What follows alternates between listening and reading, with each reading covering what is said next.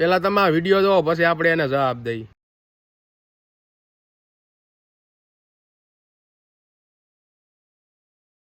જોયું તમે વિડીયોમાં ઓલા ગધેડા ગાડી લઈને જાય છે બરોબર છે, એમાં કેવડો વજન ભરી દીધો હે કે એ ગધેડું છે એ વજન ખેંચી નથી શકતું. તમે વિચાર તો કરો અહીંયા કેવડો વજન ભરી દીધો. આવી રીતના તમારી માથે એટલો વજન ચડાવીને લઈ જાય ને તો તમને ખબર પડે કે તમારાથી હલાય કે ના હલાય. હવે અબોલ જીવ છે ભાઈ, અહીંયા હું તમારું કઈ બગાડ્યું છે? અને એ સાહેબ એને કેવું મારે છે તમે જોવો તો કરી, જેમ ફાવે એમ એને મારે છે હે કે એ ગધેડું ત્યાંથી હલતું નથી ને એટલા માટે, એનાથી વજન એટલો બધો નથી લેવાતો તો અહીંયા એટલો બધો વજન ભરી દીધો.